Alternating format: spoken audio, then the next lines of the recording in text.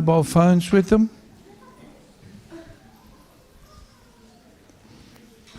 I'm thinking of chanting a completely different verse.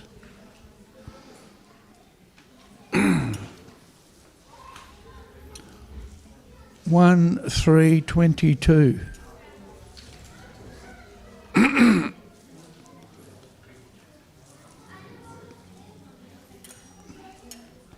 But we'll do that later.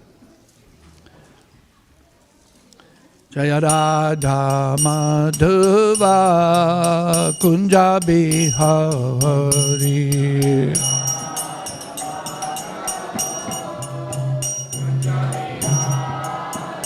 Jaya Radha Madhava Kunja Bihari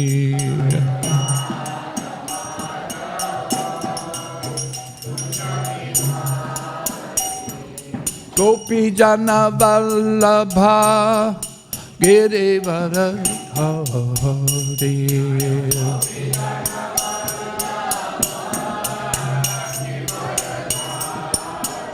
Jaya Gopi Jana Vallabha Girivara Hari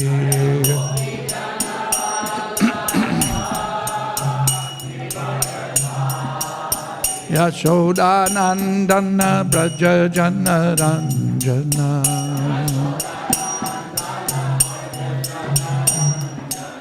Yashoda Nandana Braja Jana Ranjana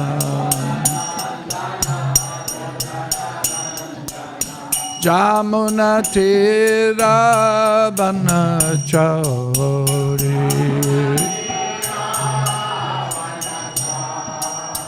Jamuna Tira Vanachari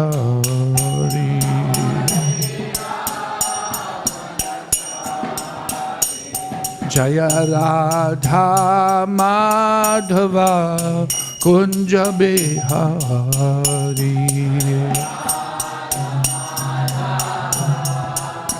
Kunja Bihari Jaya Radha Madhava Kunja Bihari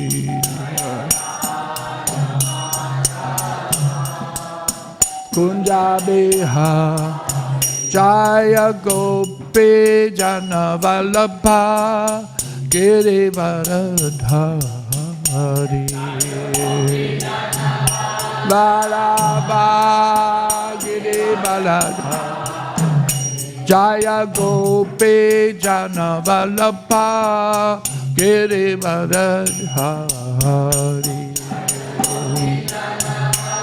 Vallabha Girivardhari Yashoda Nandana Braja Jana Ranjana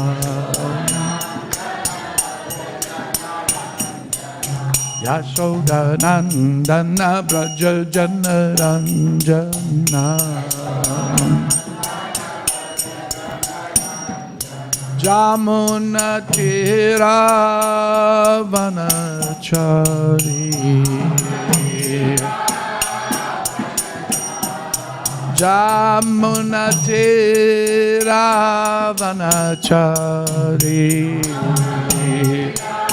Vanachari Jaya Radha Madhava Kunja Bihari Madhava Kunja Bihari Jaya Radha Madhava Kunja Bihari Madhava Kunja Bihari Jaya Shri Krishna Chaitanya Prabhu Nityananda Shri Advaita Gadadha Shri Vasadi Gaura Bhakta Vrinda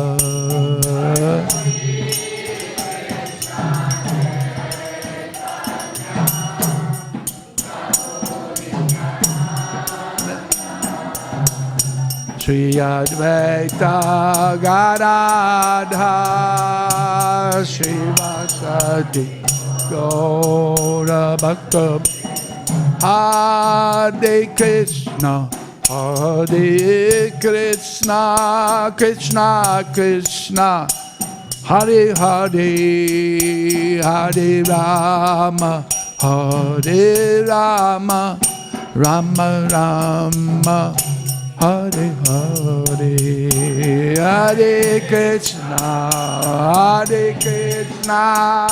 Krishna Krishna Hare Hare Hare Rama Rama Rama Hare Krishna Krishna Krishna Hare Hare Hare Rama Rama Rama Hare Hare Hare Krishna Krishna Krishna Hare Hare Hare Rama Rama Hare Hare Krishna Krishna Krishna Hare Hare Hare Rama Rama Rama Hare Hare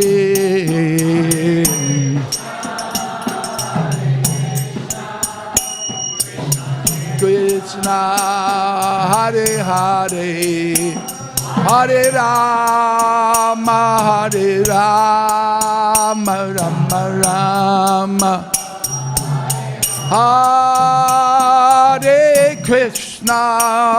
Hare Krishna Krishna Krishna Hare Hare Hare Rama Rama Rama Hare Hare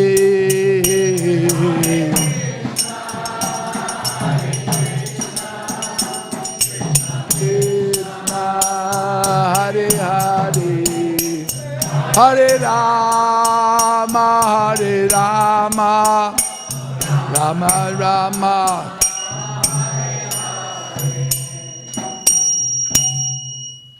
Jai Om Vishnu Pada Paramahamsa Parivajikacharya Ashto Tadasarishi Śrīmad His Divine Grace A.C. Bhaktivedanta Swami Maharaj Śrīla Prabhupada Ki Ananta Koti Vaishnava Vrinda Ki Jai Namacharya Śrīla Haridas Thakur Ki Prem Se Kaho Sri Krishna Chaitanya Prabhu Nityananda Sri Advaita Gadadhara Srivasadi Gaura Bhaktivinoda Ki Jai Sri Radha Krishna Gop Gopinath Shyam Kunda Radha Kundi Giri Govardhana Ki Sri Vrindavan Dham Ki Sri Mayapur Navadvip Dham Ki Sri Purushottam Kshetra Ki Sri Ganga Mai Ki Jai Sri Jamuna Mai Ki Jai Bhakti Devi Ki Jai Tulsi Devi Maharani Ki Jai Harinam Sankirtana Ki Jai Shri Ram Navami Mahotsava Ki Jai.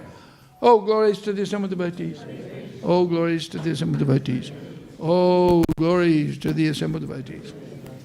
Oh, glories to Sri Guru and Gauranga. Oh, glories to Śrīla Prabhupada.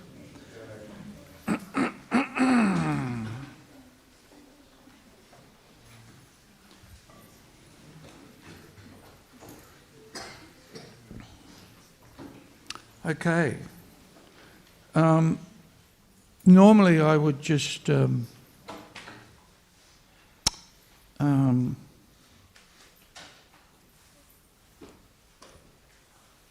go with the verse that's on the board, but it's kind of it's technical.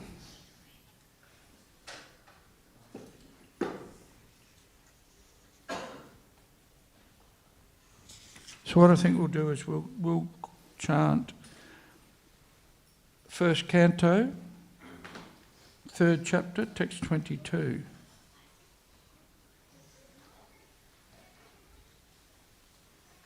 Which is describing the 18th incarnation of the Lord, as described in the Bhagavatam. Is that right? 1:3:22? Okay. Om Namo Bhagavate Vasudevaya.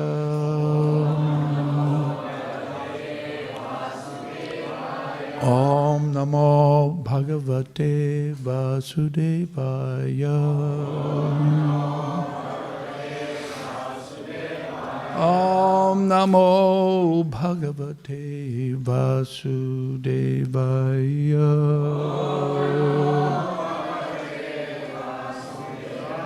Om Namo Bhagavate Vasudevaya.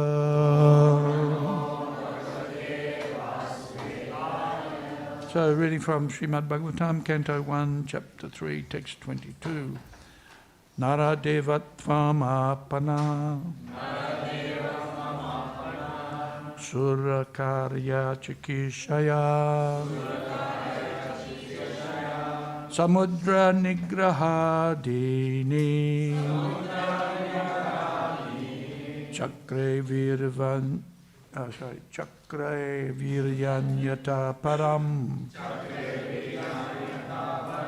Naradevatvam apannaha Surakarya chakeshaya Samudra nigrahadini Chakre viryanyata param Naradevatvam apanaha Surakarya chakeshaya Samudra nigrahadini Chakre viryanyata param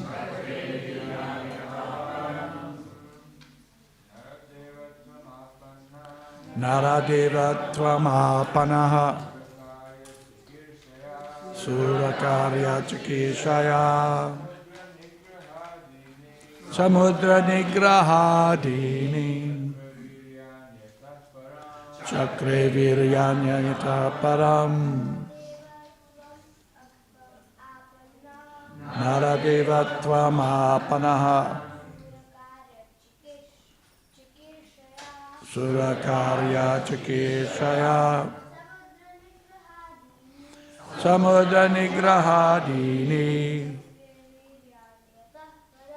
Chakre viryanyata param Naradevatvam apanaha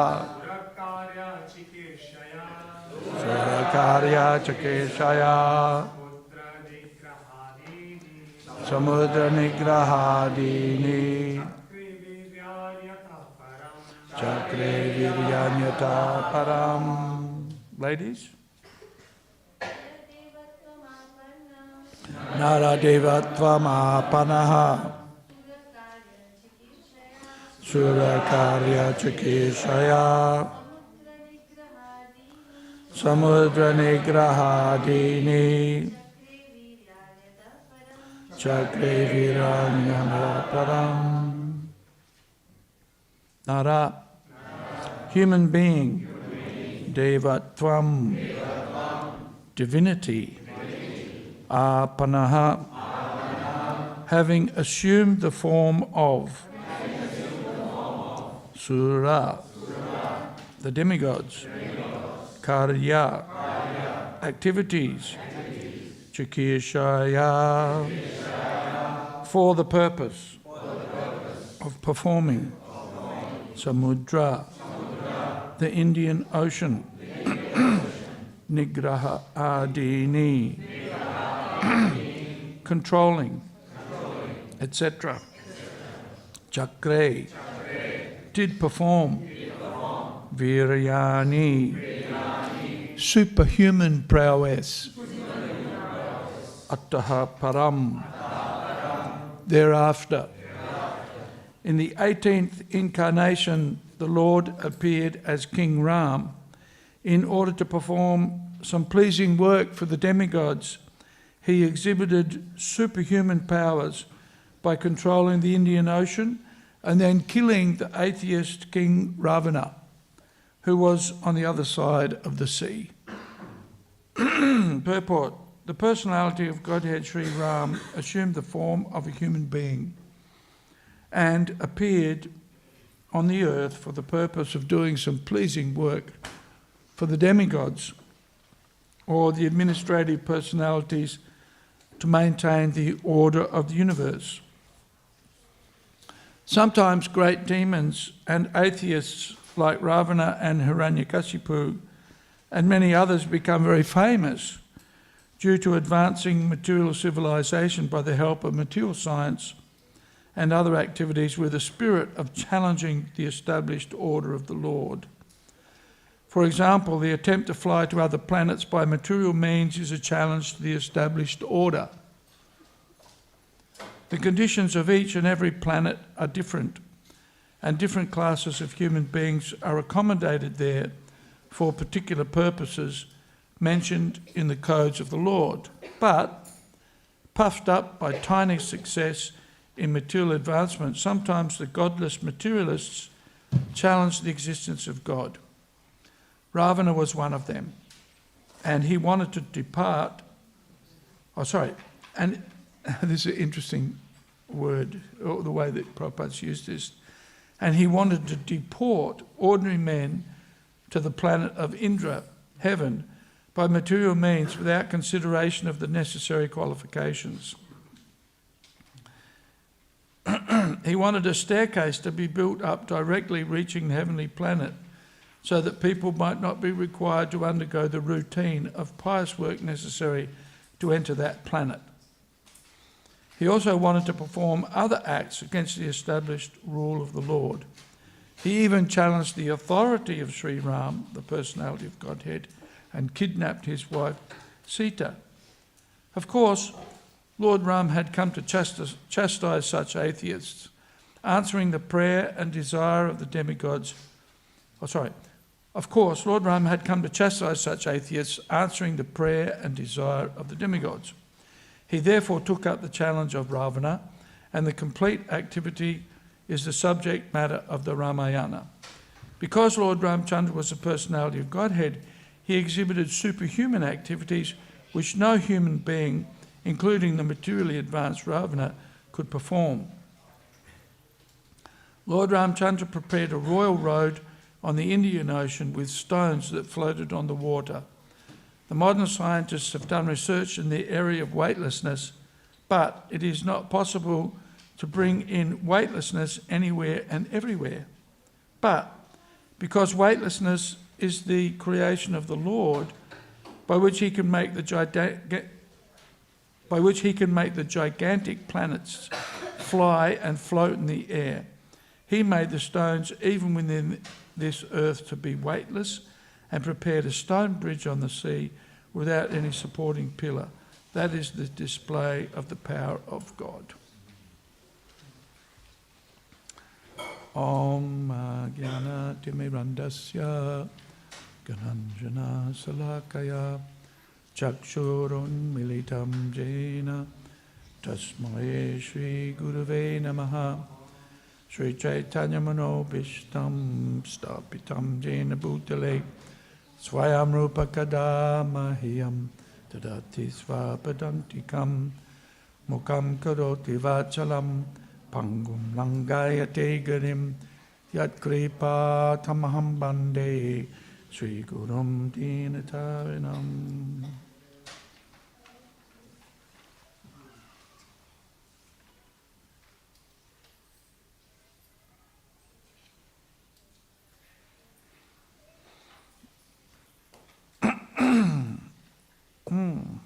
So,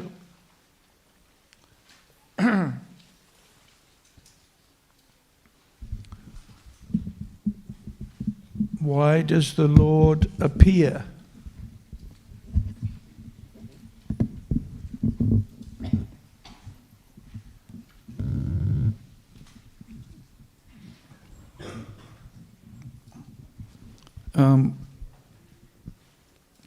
paritranaya sadhunam vinasaya chaduskritam. Right, to protect the devotees and to destroy the demons, the demoniac, and to establish religious principles. And also to have fun, right? To enjoy. Prabhupada often quotes the aphorism Anandamayo Bhyasat, that we are pleasure seekers. Nobody goes out of their way to experience difficulty or trouble.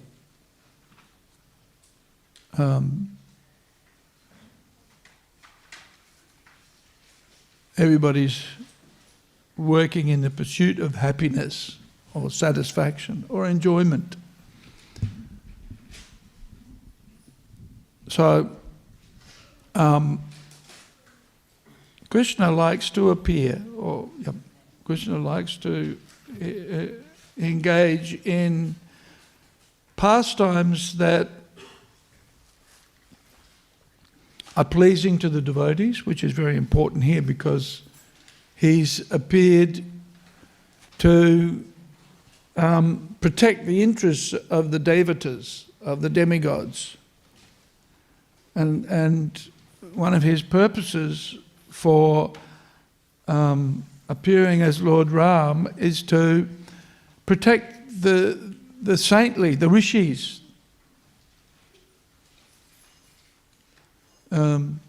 So we see in the early pastimes of Ram, he's killing demons who are harassing the sages, right?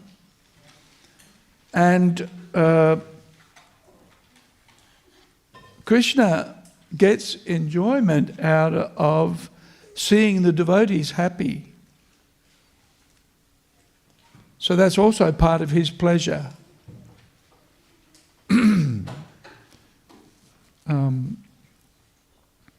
We all like to enjoy vicariously. Like parents like to enjoy the activities of their children. They get great pleasure and satisfaction from seeing their children happy and positively engaged.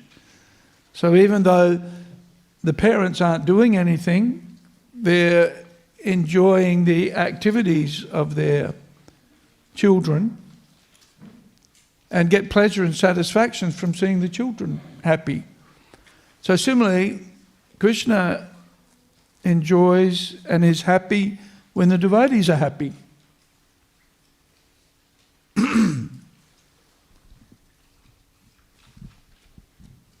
There's a certain pleasure from seeing others happy. Do we have any cooks in the room? Hands up if you're a cook. Only one person, 2 people. I'm sure there's more than only 2 cooks here.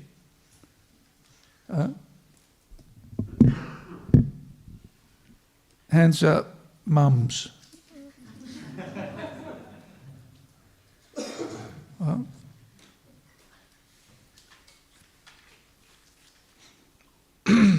When I was a kid, one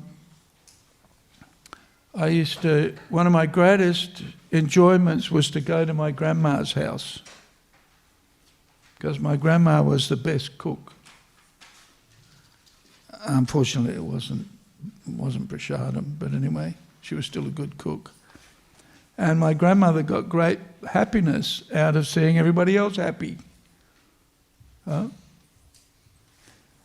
So Krishna enjoys similarly by seeing that the devotees are safe and protected. Although it's interesting, isn't it? Because the material world is designed in such a way where we think we can make ourselves happy here. But that's actually insanity. Because the material world is designed in such a way so that you can't be happy. It has birth, death, disease and old age built in. Built in. And so any notion of being happy in the material sense is just insanity. Yet in that construct, and the difficulties, the miseries that are brought about by the Adi Daivika arrangements, the arrangements of the demigods. In other words, those the karma that we accrue as a consequence of the reactions that we get through the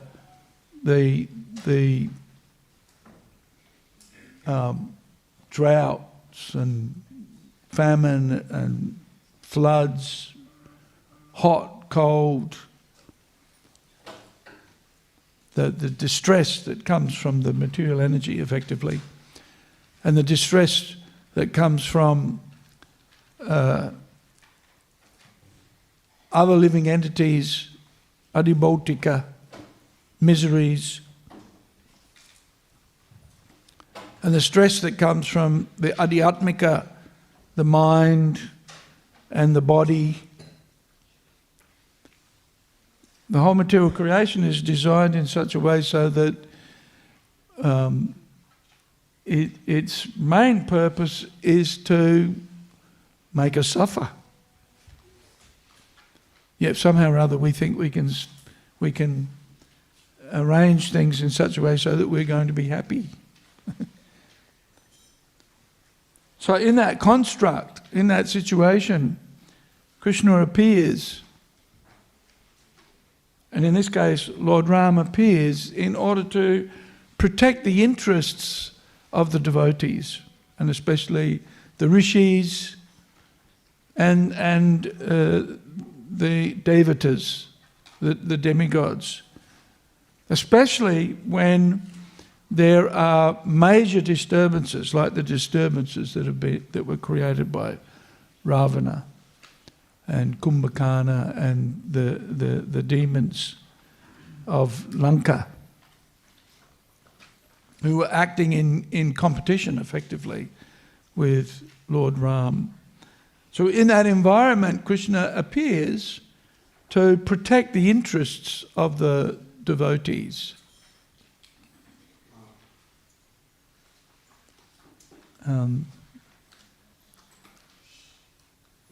And so it mentions in this verse that Lord Ram appeared to protect the interests of the devatas and also to kill the demons. In this particular case, Ravana. Prabhupada explains how Ravana was opposed to the supremacy of the Supreme Personality of Godhead and the natural order of the creation.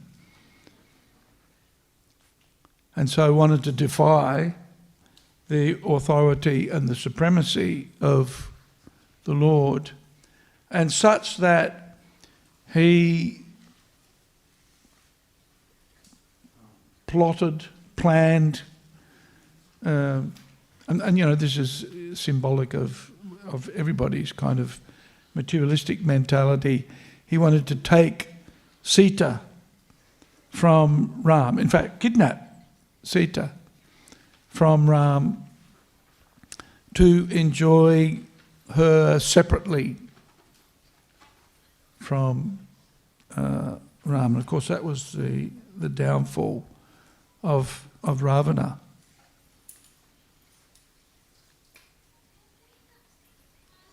So,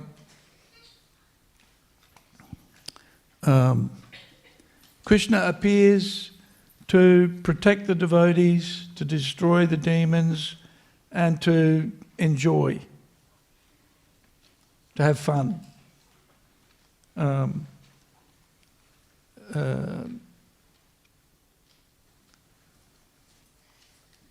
to establish the principles of religion. In the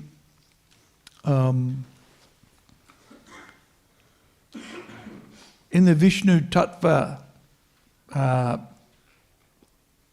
pantheon, if you like, or ontology, I was having a chat with Pablo yesterday, a gentleman who's working with us, and he was, practically every time I talk to Pablo, he's always got a question about who's what, right? Who's who in the scheme of things. So he heard that we were having a festival today, so he wanted to know, well then who is Lord Ram, right? Who is he? And it's very interesting actually. It's important that we understand or we're aware of the Leela, but we need to also be aware of the ontological position of each of the different personalities. In fact, this is recommended by Vishwanath Chakravarti Thakur. It's recommended by Srila Prabhupada. And why you see, when Srila Prabhupada gives classes, very often he concentrates more on the ontological position of the personalities than the Leela. Have you noticed that? And so, and the Shastra and the Acharyas recommend that when we're analysing or when we're discussing or when we're meditating on the activities of the Lord, that we give equal focus and attention to the relationships, to the identities of those individuals. So I was explaining to Pablo how, and we're working on our org chart at the moment. Anybody not know what an org chart is? Don't know what an org chart is. Org chart is, it describes the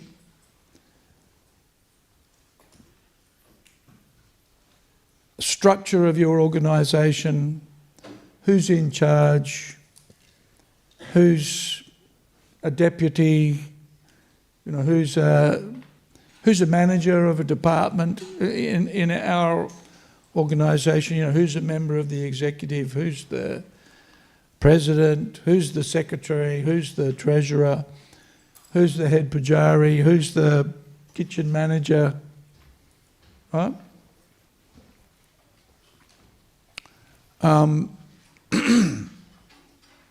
Now, why would you want such a thing, do you think? Why should we have an org chart? Fixing responsibilities. What was that? Fixing responsibilities. What was the first word? Fixing responsibilities. Fixing. Yeah. Identifying responsibilities, yes. We are a volunteering or a volunteer facilitation organisation. Right? Volunteer facilitating organisation. This is an official description of an organisation like ISKCON. I know that this may sound a little bit like management, and it is, right? But in Australia, if you're going to manage volunteers and be recognised as, and we have hundreds of volunteers. I don't know if you've noticed. You may be one of them. right? And my friends tell me, people that I meet in the administration of the temple, they tell me, wow, you've got so many volunteers. That's amazing. Right? We were dealing with a fundraising consultant a few years ago, and when they found out that we had at least 1,000 people walk into the temple every weekend, they were just like, whoa. There are organisations in Australia that they told me, they would kill for 1,000 people walking over their doorsteps every weekend, right? So anyway,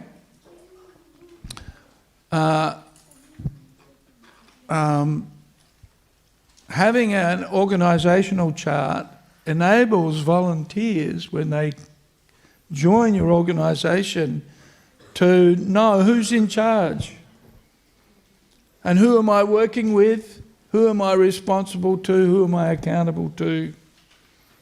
It's for safety, for example, right? It's for safety. It's for training. It's for ensuring things like, especially for us, we have, I don't know if you've noticed, but we have a lot of children in our community, right? It's for the safety of the children. Who's in charge of this particular, it's really interesting, and I've been visiting Bhaktivedanta groups every Friday, well, not every Friday, but many Fridays I go and visit. And pretty much for each Bhaktivedanta group, there are at least one or two devotees whose service it is just to look after the kids, right? Because we've got 40 adults. Where we've got 40 adults, that usually means 40 kids, right?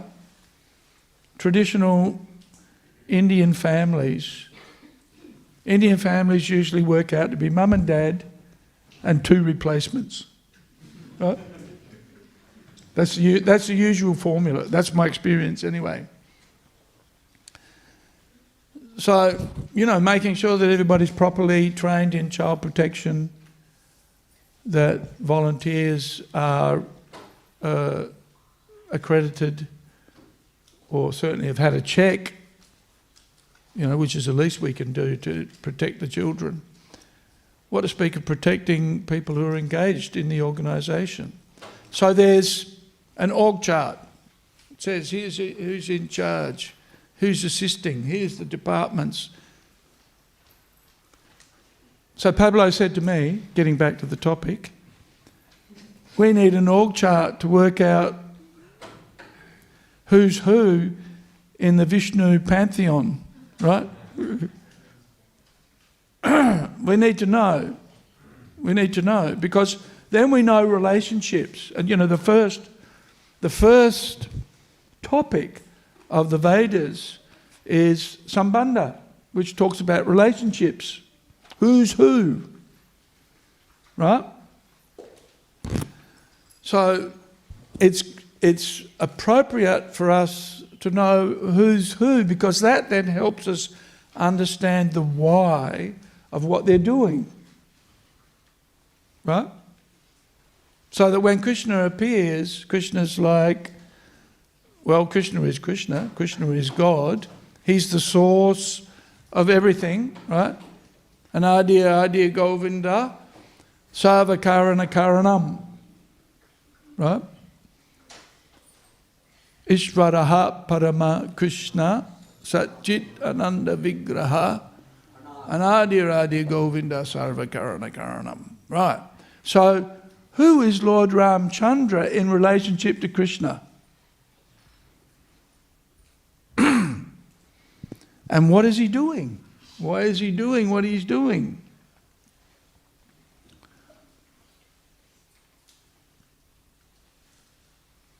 So,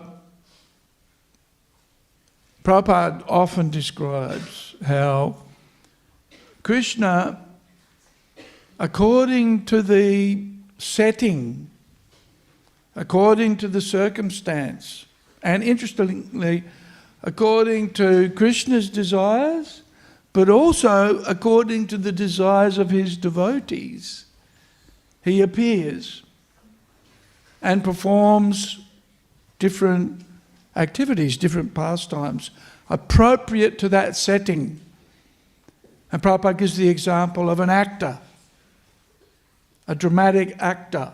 Just like a Shakespearean actor can be one character one night in Macbeth, right? And then next night can be a completely different character in another Hamlet, say for example, or Romeo and Juliet. Same actor, but different personality. Right? In fact, so much so that a very good actor, you probably haven't, well, you may have heard of a famous Shakespearean actor was Sir Laurence Olivier, right? He was made a knight by the Queen because he was such a good actor. So that in his acting, you didn't see the actor, but you saw the personality that he was playing primarily, right? That's the Leela. So when we see Lord Ram, we appreciate that he's the personality of Godhead, but who is he actually? And it's interesting because Lord Ram is Ram, Lakshman, Bharat and Shatrughna are actually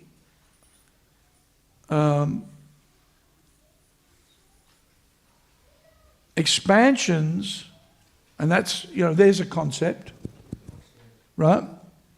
God expands himself into many forms of himself, right? And of course, Prabhupada would quote the Brahma Samhita, how one candle can light another candle, and that candle can have the same potency as the original candle, the same heat and the same light.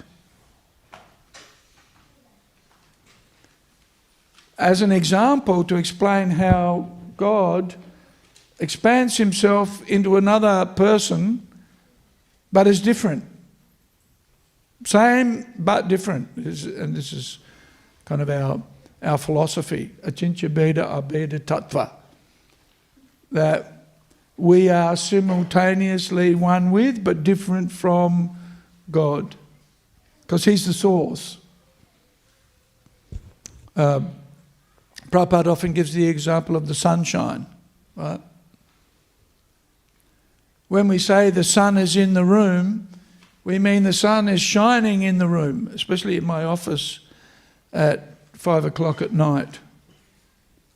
It's actually a very pleasant spot to be because the setting sun comes in through the window, right? And lights up the whole room with an orange glow. So we can say, oh, the sun is in the room, but the sun's not in the room, obviously. If the sun was in the room, we'd be cooked, right? So in that sense, same as, but different at the same time, right? The energy especially. So Krishna expands himself as himself, also expands himself in different energies. So I often have fun talking to Pablo about these relationships. And it's important that we understand the relationships, because then that makes sense of what's going on in the Leela. And this is why the Acharyas recommend that we understand philosophically, or as I say, strictly, or a proper or a more technical description is ontological. What are the relationships between the different personalities? So some expansions are personal expansions, Some are personal expansions with the same power. This is what we call the plenary. Prabhupada calls the plenary, means full. So when there's a plenary expansion of God, that means a full expansion. Who's a plenary expansion of God? Please raise your hands if you think you know.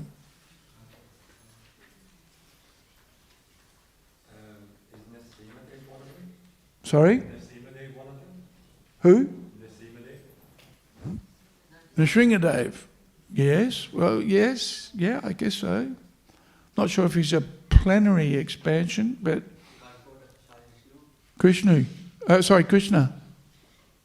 Little Krishna. Gaunitai. Yeah, I was thinking of Balaram. It's an easy one. Right? Yeah, it gets technical because there are different expansions, but and how do we recognize Krishna as the supreme? Here's a good way to at least separate Krishna from everybody else. How do we recognize Krishna as the supreme God?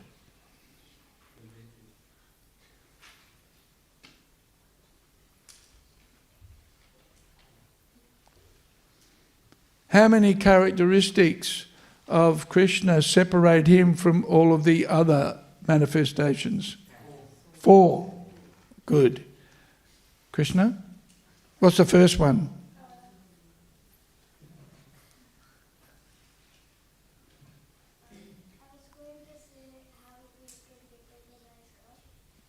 How do you what? How do you recognize God? Yes. Especially Krishna. How do we recognize him as the supreme?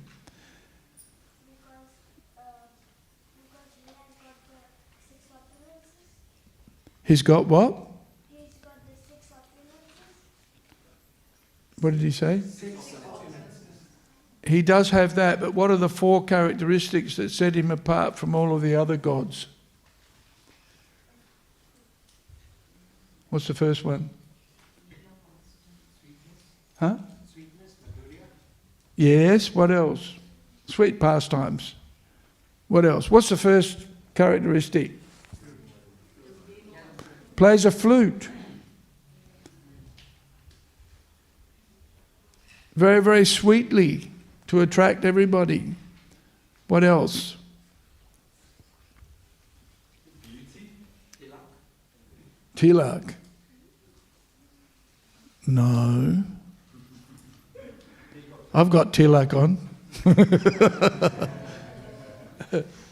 Okay, so there are 4 characteristics that he's surrounded by devotees who engaged in wonderful pastimes.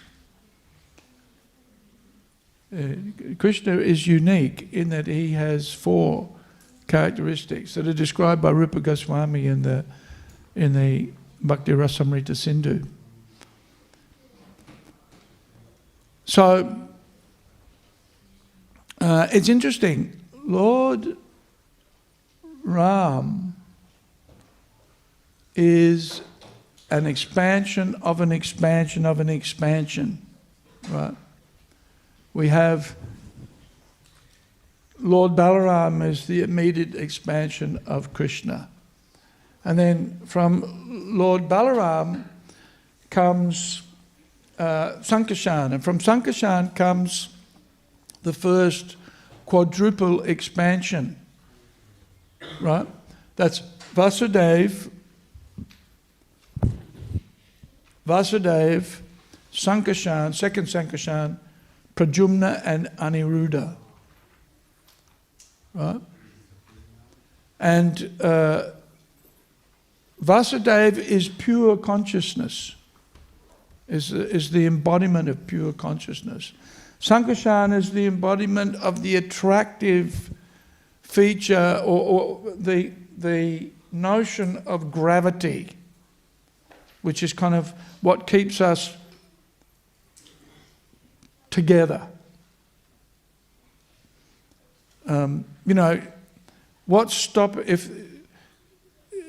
it's the nature of attractiveness. And Pradyumna is the personification of false ego, and Aniruddha the personification of the mind, right? So it's interesting that Lord Ram, Lakshman, Bharat and Shatrughna are expansions of Vasudeva, Sankarshan, Pradyumna and Aniruddha. And that one of the characteristics of Lord Ram that Srila Prabhupada emphasizes in the beginning of the 10th chapter of the 9th canto, which describes Lord Ramchandra's appearance, is his implementation of Varnashram Dharma, interestingly enough. And we see in Prabhupada's books where Prabhupada often mentions we need to establish Varnashram Dharma, that a civilization, in order to be civilized, needs to adhere to the principles of Varnashram Dharma.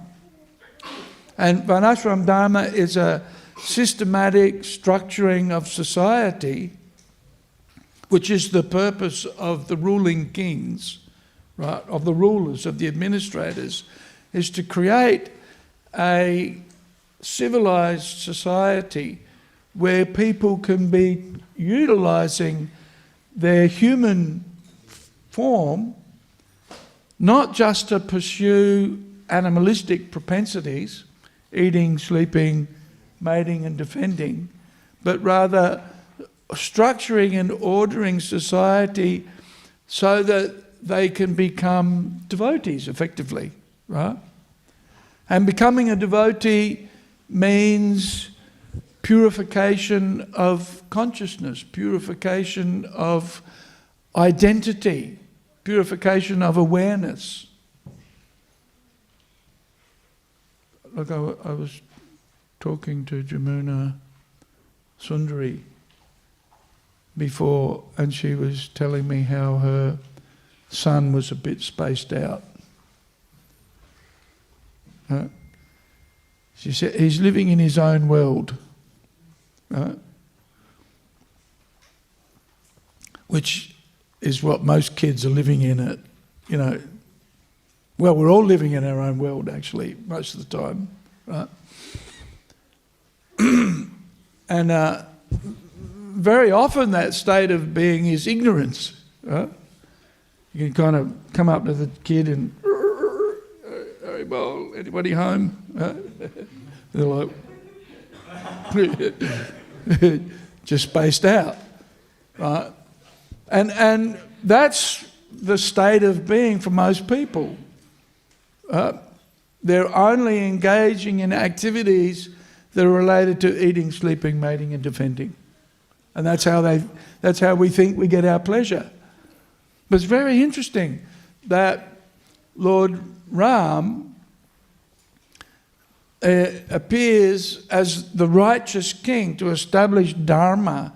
And Prabhupada explains that Dharma is established through the Varnashram institution. Very interesting. Right, so that we identify 4 ashrams and 4 occupations, right? Or the other way around. 4 varnas, 4 occupations, and 4 ashrams. And we even see that in Ram's Leela, how, you know, he was an outstanding disciple in his youth or in his student days, right? And then as a householder, an exemplary householder, very much an exemplary householder, and an exemplary king, right? Always uphold, so Dharma samstapanataya, this principle of establishing Dharma. And of course, if the Dharma and religiosity, the Varna and the Ashram are ordered and structured according to the recommendations of the Shastra, And there are principles for those engaged in their occupational duties, and there are principles for those in the different ashramas, then that leads one to a proper understanding of self-identity, which is pure consciousness, right? The idea of following the Varnashram institution is to ultimately become a devotee, right? And being a devotee is the epitome, it's the focus of our actions that brings us to that point of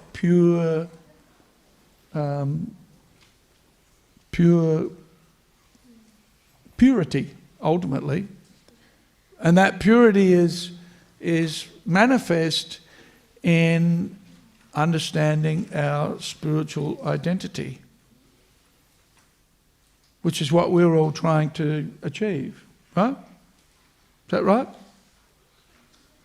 Or are you just worrying about the fact that you're fasting now? And what's going to be on the menu for the feast? Right? Now, but the interesting thing is, in Krishna consciousness, that's actually okay. That's also part of our devotional practice. Huh? But by doing those things, especially observing a festival like this, where we have some austerity, and in that austerity we're then meditating on the person. We're meditating on Lord Ram, the supreme enjoyer, right? Because he's an expansion of Krishna, but also the supreme enjoyer as a king and as a very righteous and upholder of dharma, an upholder of varnashram, effectively. That's what Prabhupada makes this point. And as a young man, as a youth, a dedicated servant of the devotees, effectively, right? A great example for us, Vashishta and the other sages, and as a servant, and so was instructed and taught by the Guru. And so Krishna himself sets the example of how we should always be respectful to and servants of our of the spiritual master, and of course servants of the devotees. This is a really important principle, and we see that nature of service, that mood of service in Lord Ram is astounding. It's incredible, especially that dedication to seniors and to the respect shown to parents, for example, right? Just incredible. It's just mind-boggling. And my father used to always tell me that he did everything that his father told him to do. And I thought, nah. You don't do that, do you? That's just indicative of where I was coming from. But later on, as my father got older, and I'd spend time with my mum and dad, and especially with my father after my mother passed away. And Dad would tell me stories, and then I realised I think he actually did do what his father told him to do. That was just shocking for me because I didn't. I couldn't. I couldn't do that. I wasn't a very good son. But Ram is like that. He was incredibly dedicated in that mood of service, and of course that's dharma. That's our dharma, actually. We are servants.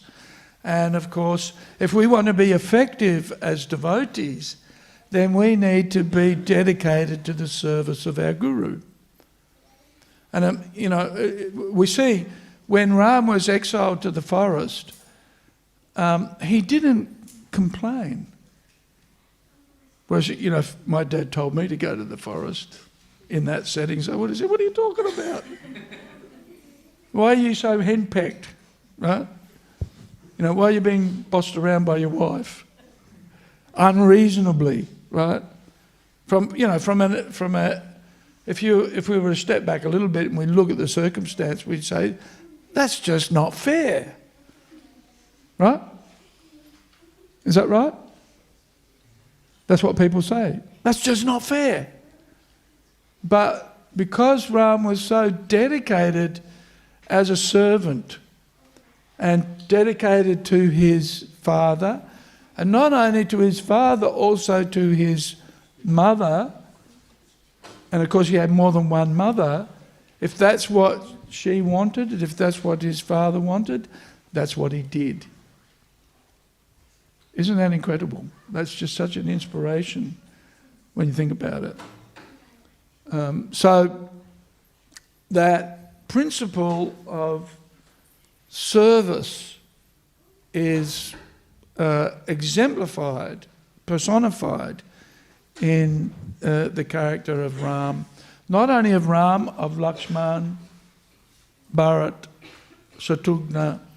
We see when Ram leaves to go to the forest, then Lakshman goes with him. Sita goes with him, doesn't have to, but she's so dedicated to the service of her husband that she's prepared to accept all austerities. And then Bharat, who stays home, accepts the same austerities, even though he stays at home.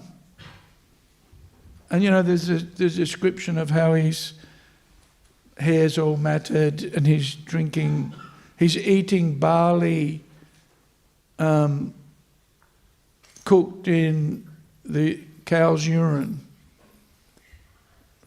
which would be alarming for anybody, I suppose, who's not familiar. Like, right? And then when Ram returns, then Bharat brings out his shoes, right, on his head, and in other words, you're the king, and I respect you. Right? Whereas if it was me and my brothers, there'd be a competition. I was the eldest, so my main job was keeping my younger brothers under control. No such rivalry in this very saintly, peaceful, in one sense, peaceful setting. Of course, there's a certain amount of conflict and challenge, even in Ram Leela. So, another characteristic of Lord Ram was his exaltation of his devotees. And Prabhupada gives the example of Hanuman, and how it's mentioned in this verse how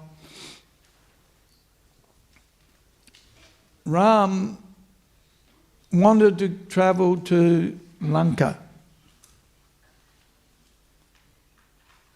but he couldn't. He had to create a bridge to cross over the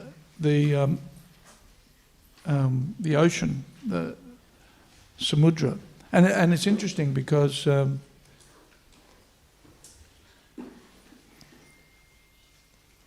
when Ram got to the ocean, it's mentioned that he fasted for 3 days. I was meditating on that. Why would Ram have to meditate for 3 days? Fast for 3 days before he Well, actually, he wanted the ocean to come, but she wouldn't, right?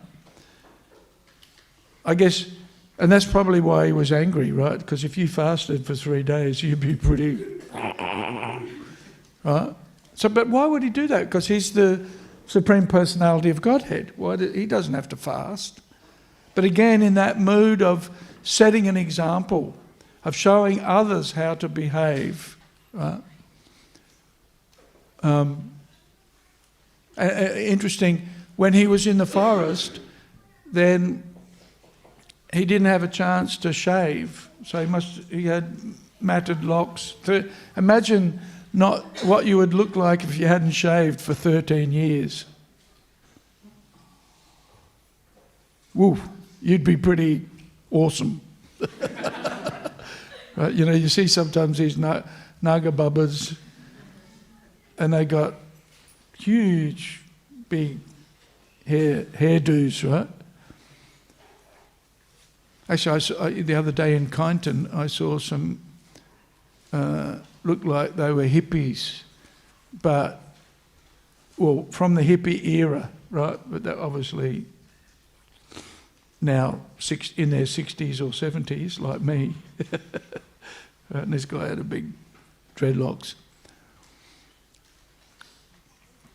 But before the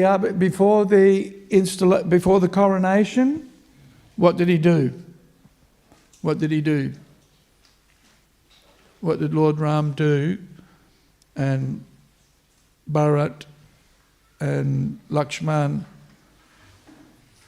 what did he do before the coronation? Check every citizen, other citizen. What's that? You check on everyone, are they real devotees or not, and we accept. No, that's not it. What did he do?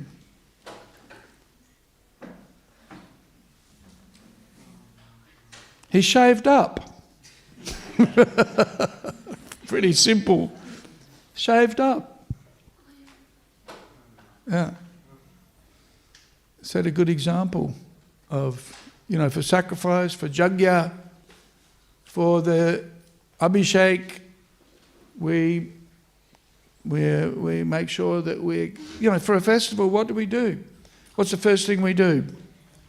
Any day, what's the first thing we do? Huh?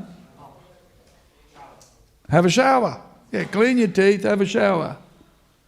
And then for the men, especially on a festival day, we should shave.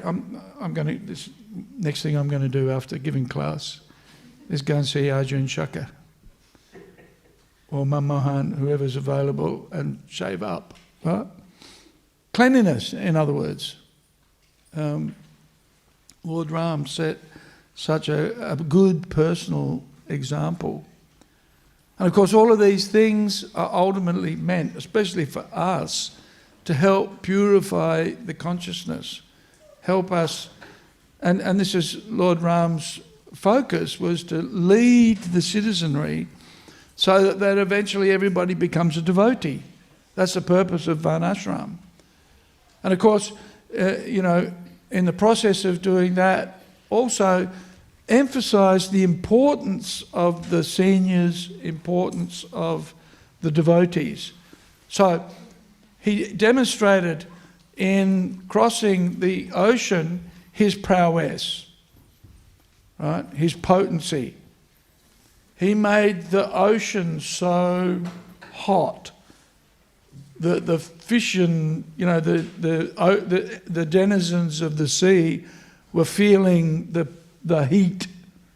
Right, so eventually the ocean personified, Samudra personified, came to Lord Ram and offered obeisances. And then, it's interesting, then Ram empowered because all he had was a monkey army, right, living in the forest. All he had was monkey soldiers. But those monkey soldiers then stripped the mountains nearby of their vegetation and trees, then threw the mountains into the ocean, and without any support, those mountains were supported so that they could walk all the way to Lanka to challenge, to reclaim Sita. And Prabhupada makes the point, the Acharyas make the point, that Hanuman didn't need a bridge. He's superior to Ram in that all he needed to do was jump, and he could fly to Lanka by himself. Whereas Lord Ram, even though he's the personality of Godhead, and by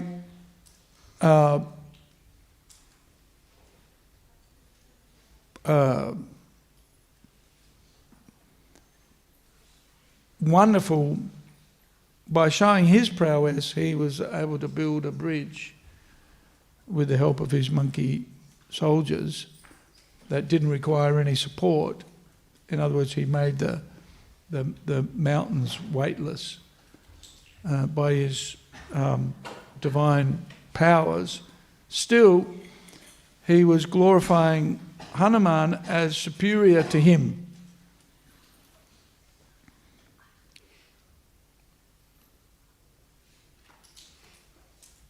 So this notion that the devotees of the Lord are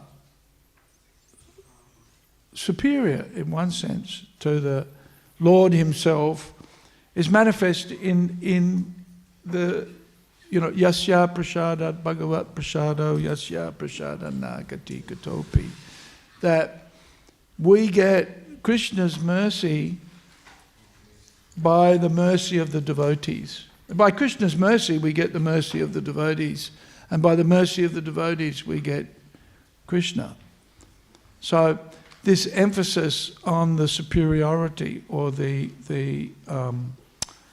superior position of devotees is an important lesson to learn, and of course again why we should be so respectful of and appreciative of and should serve the Vaishnavas.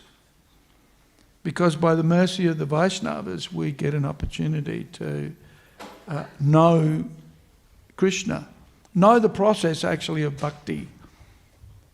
Of course that's what Lord Ram taught himself by example, and how he engaged the citizens of his state. And Ram Rajya is so famous and so popular that even in this day and age people want to duplicate or replicate Ram Rajya because of the opulence and because of the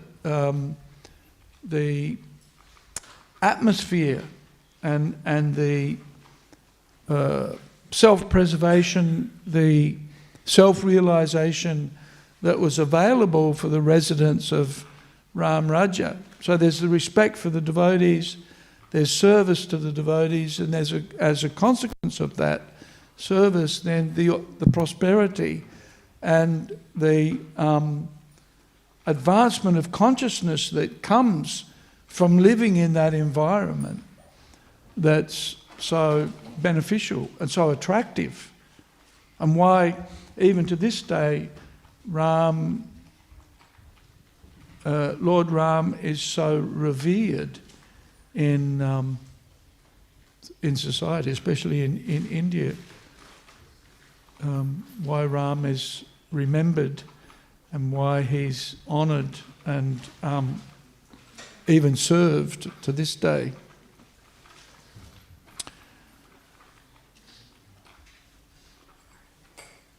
So we have an opportunity to experience, I guess, Ram Rajya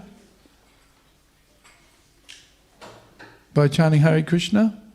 There was a debate between two sannyasis, Prabhupada mentions in the Chaitanya Charitamrita, that when we're chanting Hare Rama, one was saying, we are chanting Balaram's name, and the other sannyasi was saying, no, we're chanting Lord Ramchandra's name. Right? Prabhupada said, there's actually no difference. Lord Ram is actually an expansion of Balaram, ultimately, right? And so they're the same. So we got an opportunity to associate with Lord Ram by chanting Hare Krishna, Hare Ram, and we have an opportunity to worship. We'll have an abhishek of Sita Ram, Lakshman and Hanuman. Oh, there's one other thing I wanted to mention. You know, I was talking with Bhujan Prabhu the other day, and he was saying, he mentioned that people criticise Lord Ram for two things. Well, not only two things, but two things. One is how he exiled Sita, right? And the other one is he exploited the animals, right? Exploited the monkeys. Have you heard that? Yeah. So I was meditating on that, trying to come to some conclusion as to. And the monkey one's easy because the monkeys are Krishna's servants, and they're related, right? They were happy. Krishna's servants are happy to be exploited by Krishna, right? Krishna, if you want me to suffer, I'm happy to suffer, right? On your behalf. It's my pleasure to be your servant and to take on some austerity for your pleasure. Right? Just like, how many of you are parents? Raise your hands, parents. Raise your hands, children. Yeah. So, you know, the parents suffer happily on behalf of the children, right? Raise your hands if you're not.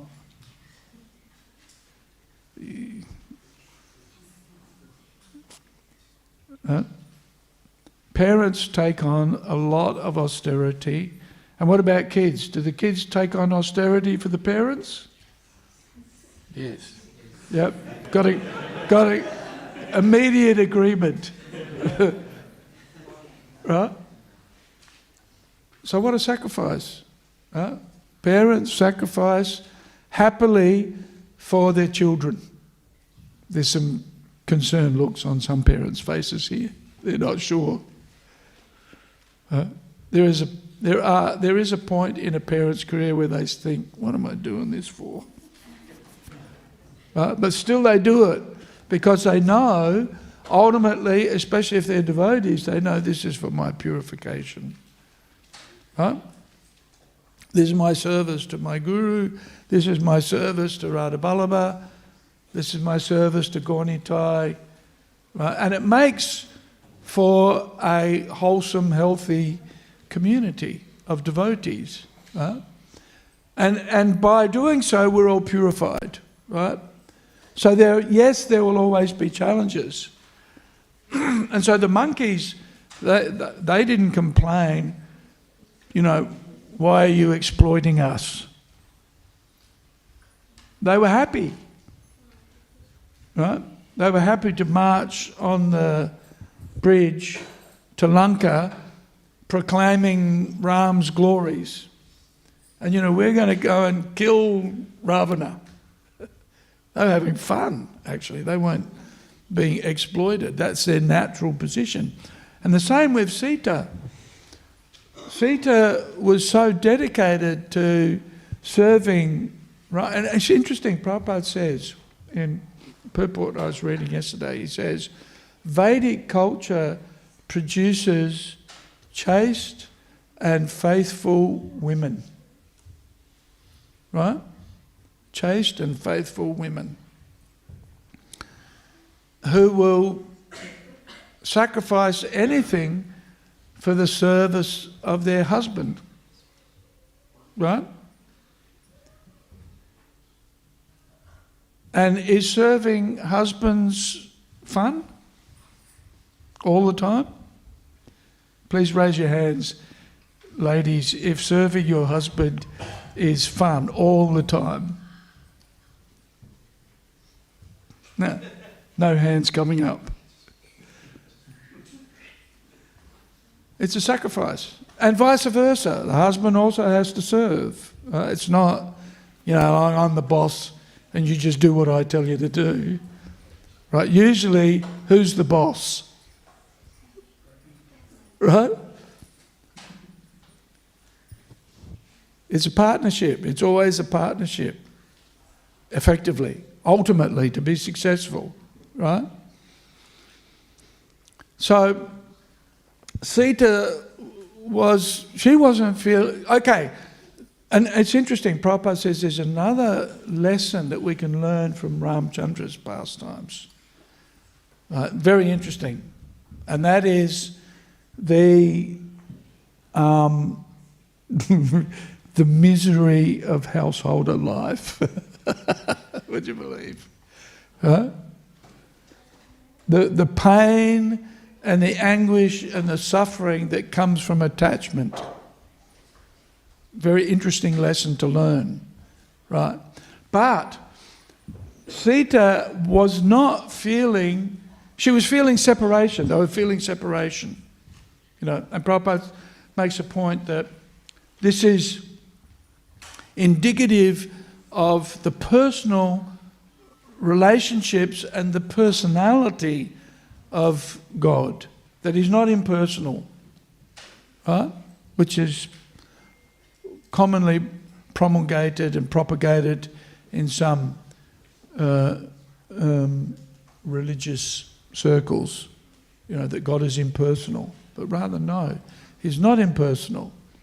His identity is in personality, and His identity and His personality is manifest in the relationships. That's why the understanding the ontological position of the various expansions of God, whether it's Shakti Tattva or Vishnu Tattva or Jiva Tattva, we need to understand the nature of these relationships. Why what Pablo was saying wasn't a bad idea. We need an org chart to work out who's who and what the relationships are. And there are some.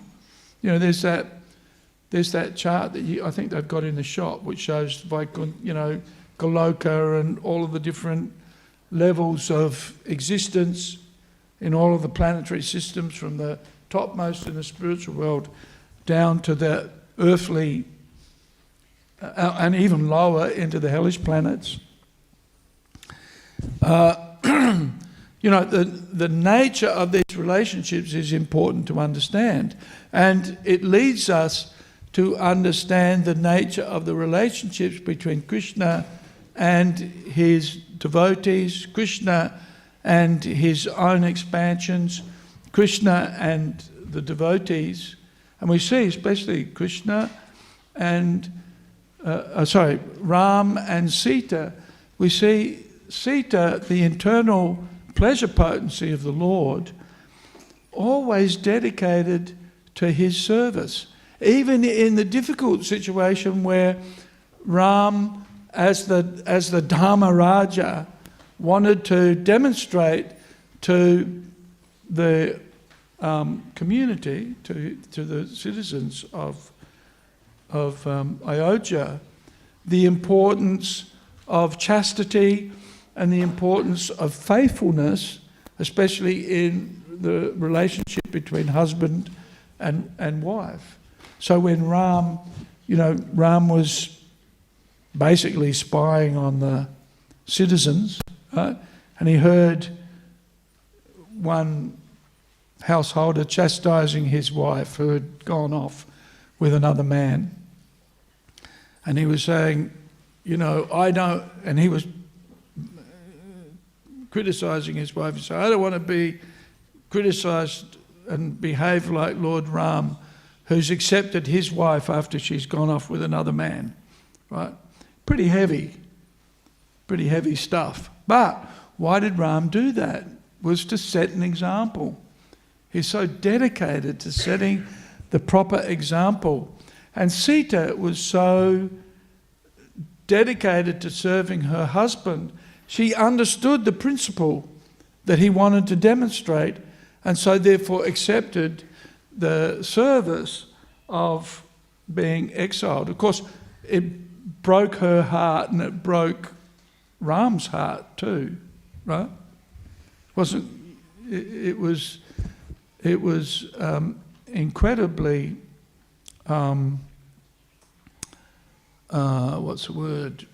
heartbreaking for them to do that.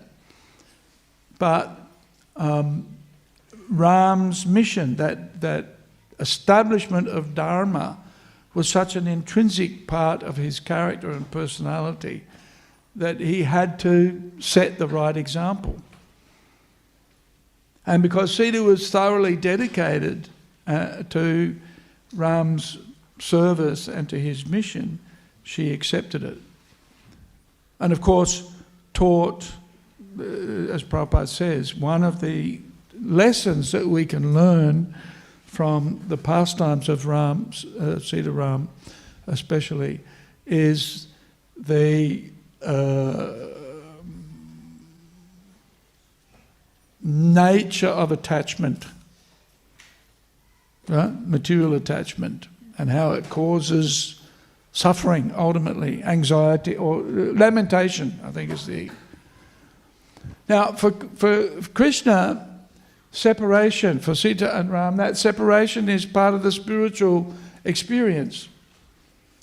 It is not a material engagement, but rather it is on the spiritual platform, the height, Vipralamba Seva, that height. It's the height of spiritual experience. Prabhupada explains this through the example. We have the saying, separation makes the heart grow fonder. Have you experienced that? You're separated from your loved ones, and so in that separation we feel a stronger affection and a stronger appreciation and a stronger attachment.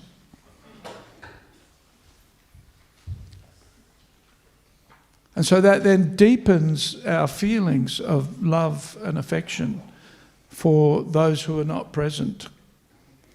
So that in that mood, that service of separation is considered a higher experience because it deepens our attachment, it deepens our affection, it deepens our love for our beloved.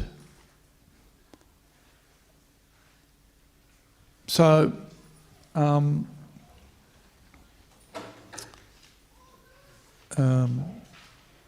the pastimes of Lord Ramchandra and the pastimes of his separation from Sita are to enhance and to enliven their spiritual connection, their relationship, not on a material platform, but purely on the spiritual platform, and requires some meditation or some absorption to appreciate. So, these criticisms of Ram are not valid, because if we look at the nature of the relationships between Ram and Sita and Ram and the monkeys, for example, we see that in the nature of those relationships it's not exploitative at all, but rather it's in the nature of the relationship, in the mood of the devotee, the relationship is deepened by that opportunity to render service, even if the service is rendered in separation. The devotee's affection for, in our situation, we're serving Srila Prabhupada in separation, we're serving Radha and Krishna in separation, but the nature of devotional service is so elevated and so enigmatic, if you like, or esoteric, that even though we're serving in separation, we feel a closer connection to Krishna, right? If we engage, and this is why service to the devotees is so important. By rendering service to the spiritual master, by following the process of bhakti, following the orders of the spiritual master, then we feel closer to Krishna. We feel our relationship with Krishna is being enriched, and it becomes real for us.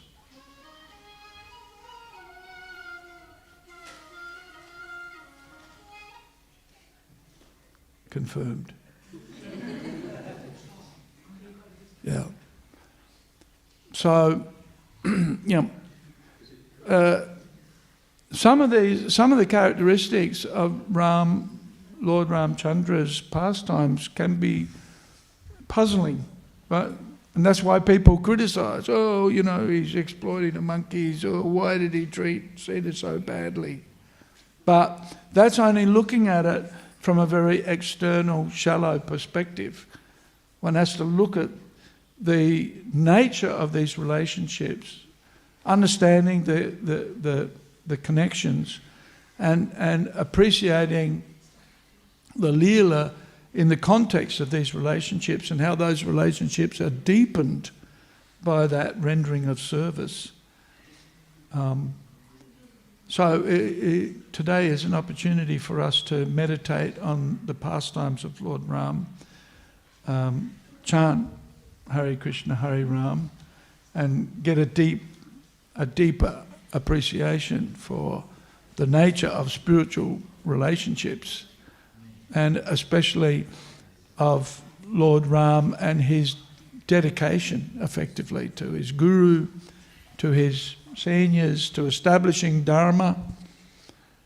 And that was his enjoyment in many respects. Killing demons, enjoying that too. Meditating on Lord Ramchandra is actually a great opportunity for us to deepen our commitment to Krishna and to service to the devotees, to the spiritual master. Okay. We're going to have what time are we having the Abhishek? 10:30. Okay, so we can have some kirtan. Any comments or questions?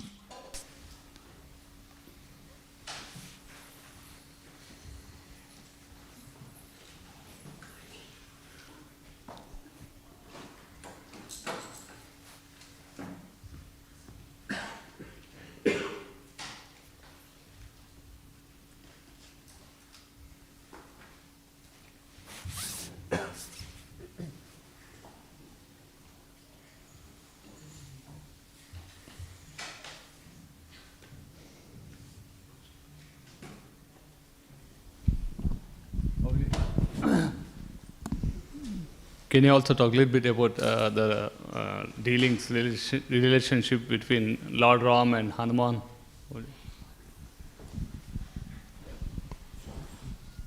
Can I? It's interesting, Prabhupada doesn't talk about it very much, other than what I mentioned. He was able to fly to Lanka and Ram wasn't. And so and because, see, I have had no exposure to Ramayana. It's difficult for me to talk on the Ramayana because I never heard it, right? I'm only I can only repeat what I've read in Prabhupada's books. And it's interesting, when I joined ISKCON, Ram Navami was just a day that we fasted, pretty much. We'd often go out on Sankirtan and come back at night and have a feast. But we'd fast all day. And nobody knew any of the pastimes from the Ramayana because we never heard them. Right? So if you ask me, can you tell us some stories about Hanuman? I can't, because I never heard them. I can only repeat what I read in the Bhagavatam. So I'm ignorant in that regard. And it's a bit like Diwali also. Diwali for us in 1978 was just a name on a date on the calendar. We didn't celebrate it. I used to think, what's that? Diwali, what's that? And you know what? Stop that. You can do that later, okay? Diwali was or is the day before what?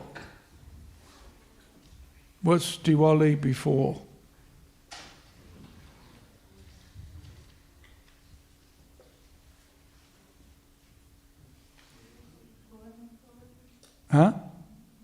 Govardhan Puja. Now that was a thing, right?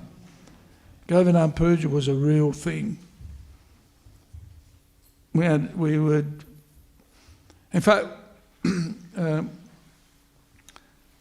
think the second occasion that I got prasadam was Govardhan Puja in 1976, I think it was. My friends went to the temple and they came back home and they had prasadam and they gave me samosas, and I was already, vegetarian by then, or close to it.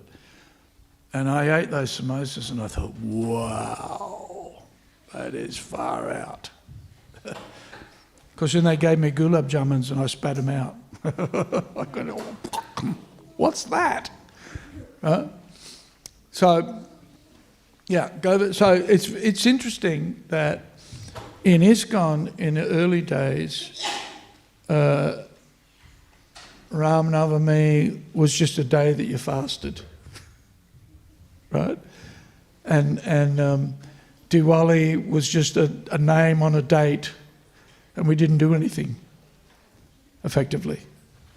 But then as the Indian community expanded, and then we found out, because Diwali, 200 people came to the temple. Right? And then devotees are running around, we got all these people at the temple, now we're going to feed them. Right? So, yep. Now, Krishna Leela, Chaitanya Leela,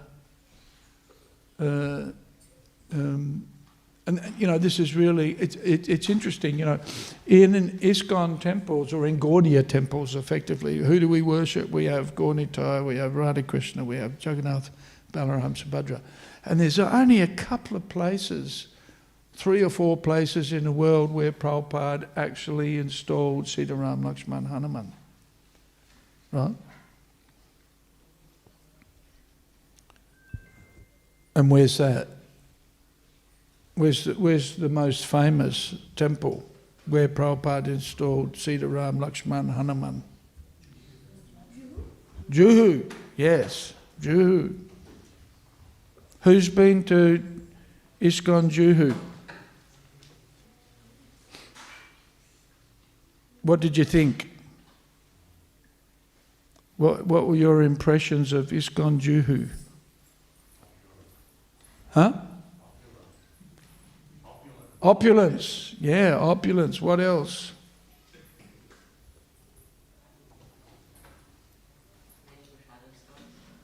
What's that? Yes, good prasadam. Yeah, Govindas. And just a beautiful temple, just a beautiful... what?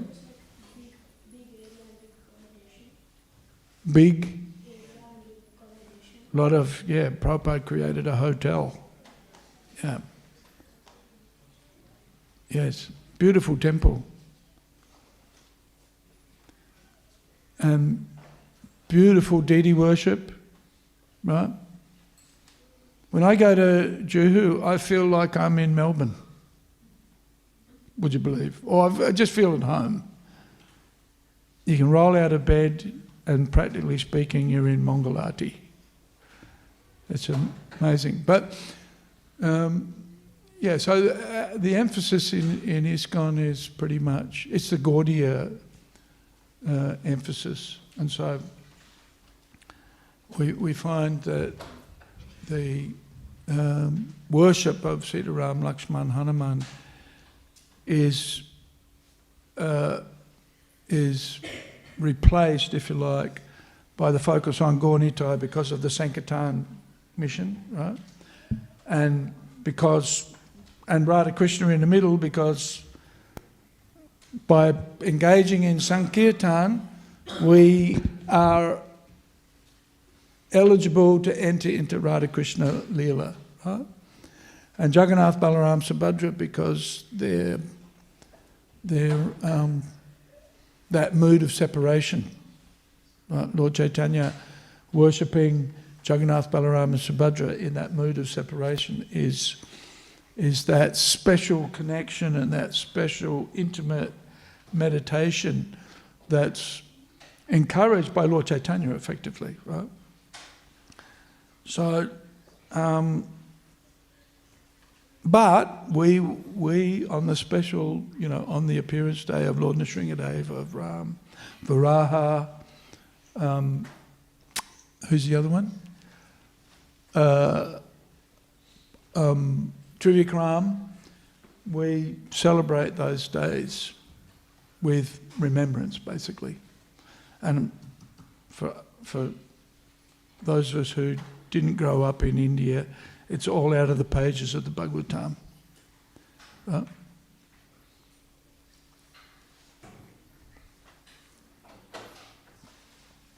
So I apologise for my ignorance.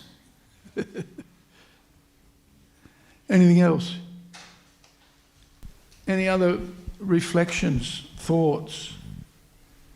Prabhuji, so just about the point you said, people sometimes say Rama exploited animals and monkeys like that. Yeah. So actually in Ramayana, of course, Hanuman always treats Ram like his master. Yes. But a couple of occasions in Ramayana, especially when Hanuman brought the Sanjeevani mountain, Rama hugs him and then calls him actually son. Similarly, when Hanuman goes to Lanka and he meets Sita Devi and shows him the ring, she also calls Hanuman as son. Son. And, yeah.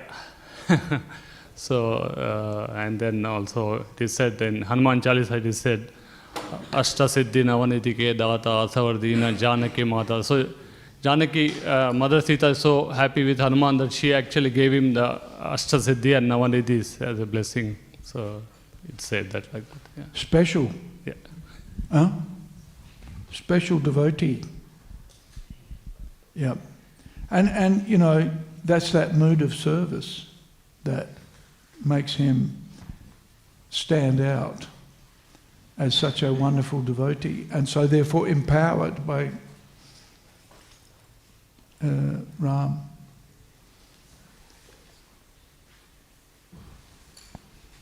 Yeah, otherwise, if you criticize Ram for exploiting the monkeys, then that means Krishna's exploiting all of us. Right? We're ultimately Krishna's monkeys. Yeah. Anything else? Any other thoughts, reflections from anyone? Prabhuji? Give him the mic.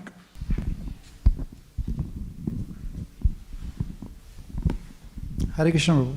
Prabhu, you just mentioned Sita Mata exile, like Lord Rama, when the Dhobi man, he raised his voice, and because of that, Lord Rama, sent Sita Mata. Of course, they had a mutual consent as well. As a devotee, how we think this incident, like a lot of criticize outside as well, people say this and that, and when we see the character of Lord Rama and what he did is a bit challenge. I think here's my response to that. Prabhupada doesn't really comment he doesn't write a purport on this point. So what does that tell us? It's something that we can meditate on and consider.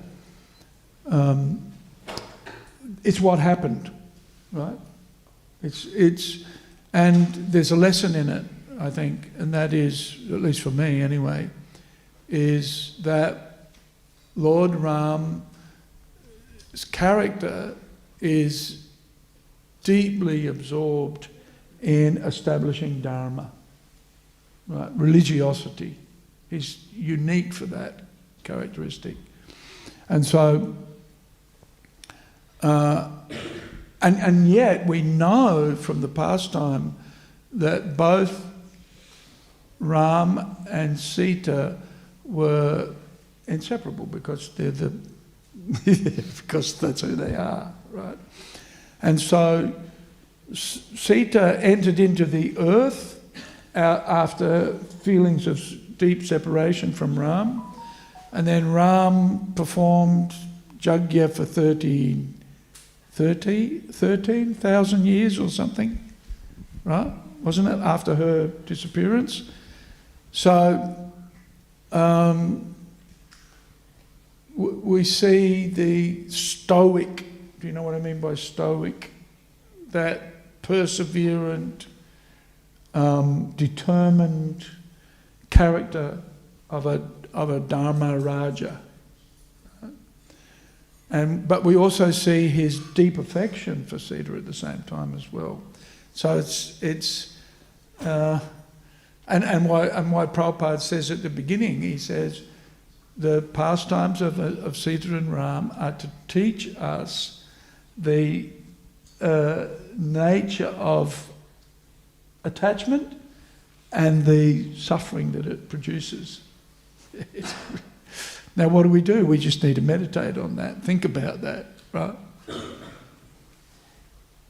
And not judge. Prabhupada doesn't even mention any of these controversial perspectives on the nature of the pastimes, but they're just described, and Prabhupada doesn't even comment on it. So if Prabhupada doesn't comment on it, this is how I take it. We need to just then meditate on that and try to understand it from the perspective of our philosophy, from a philosophical angle. And Prabhupada says it. Attachment between a husband and a wife causes distress. Have you noticed? Have you noticed? Right? Now, if that relationship is based on Dharma, right? If the husband and the wife are engaged in that relationship as we are in our relationship with our spiritual master, and is based on service, then it deepens affection ultimately and appreciation, right? If we as males are approaching the relationship to exploit, and if the women are approaching the relationship to exploit, then it's degradation for all of us, right? But if it's based on bhakti, devotional service, ultimately that means service to the Guru, right? For all of us, ultimately, service to the children, effectively. And what's the service to the children? Another point that I didn't mention, I just remembered. When Ram was the king, what did he do? When he was the emperor and he was crowned as the emperor, what did he do? He sent Lakshman, Bharat and Shatrughna out into the empire to subjugate the surrounding kings, right? To honour Ram as the emperor. Right? And so Prabhupada makes the point, he said, after coronation, Ram and his brothers didn't just sit on their laurels and take it easy. Ram stayed and gave his association and his advice and support to the citizens of Ayodhya, and his brothers went out to conquer the other kingdoms and have everybody acknowledge Ram and ultimately become devotees effectively. So Prabhupada makes the point that in the Krishna consciousness movement, our responsibility is not to sit at home and just chant Hare Krishna, right, and be comfortable, but our role is to go out and make others devotees. This is really what we should be doing, which is epitomised by Ram subjugating all of the other kings.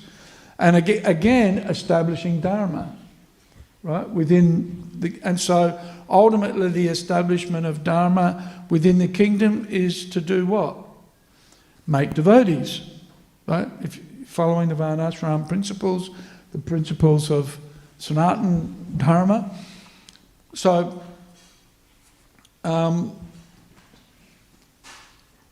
our responsibility, especially to the community, our community in Melbourne, is to be, good devotees, follow Dharma, and for the benefit of for others, and ultimately that means, for most of us, our children. Huh? And make them devotees, effectively. And especially also book distribution. Why are we doing book distribution? Why are we doing Harinam? Is to help bring others to devotional service. So make them devotees as well. So when our mood of service is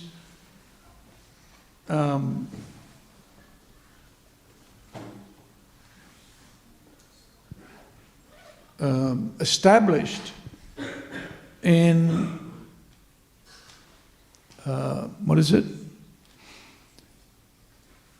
pure motivation, right, of service, then the relationship between the husband and wife is supportive, and at some point our hearts will be broken by separation, right? It's going to happen. It's going to happen to all of us at some point in time, right? But and even bringing up children, that's not always a huge amount of enjoyment, right?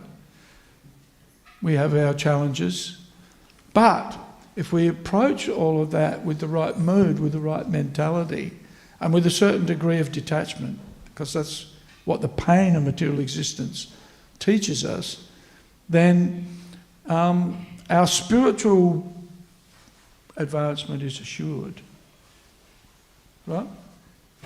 So we have to meditate on the reality of some of these things, right? And Prabhupada says that the pastimes of Lord Ramchandra teach us these lessons.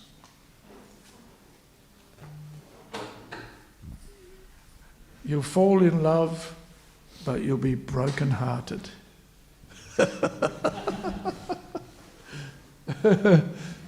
Ouch! I thought we would live happily ever after. But that's the amazing thing is that as devotees, even though we have that pain of material existence, actually to always offset that, we have the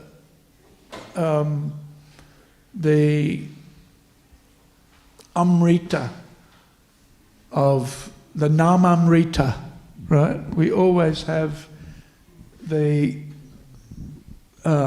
what do you call it? The balm, if you like, the cooling effect of chanting Hare Krishna.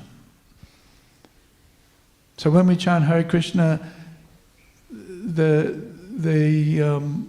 difficulties of material existence dissolve effectively, right?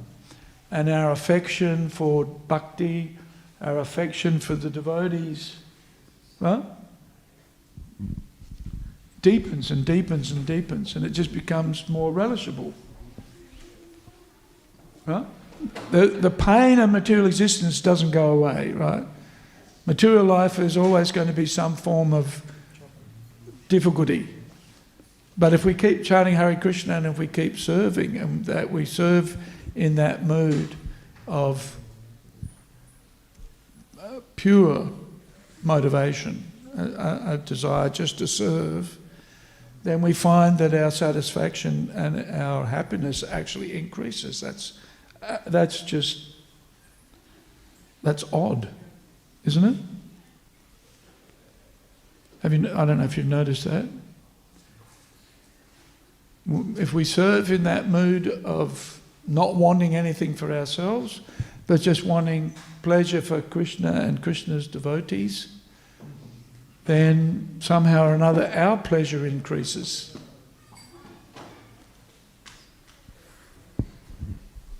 So we meditate on the pastimes, and that's a bit odd. Especially, see, we come from a culture, even modern culture is don't exploit women, right? And all of that. And so when we see some of the pastimes that we read in the Bhagavatam, when we try to correlate that with the modern conception of how things should be, then it's like, ooh, right? So we've got to be careful. We've got to be careful of bringing our own misconceptions and see things from the spiritual platform as is recommended by the Bhagavatam. When there's no purport, we just accept it and have to meditate on it to understand it and appreciate it.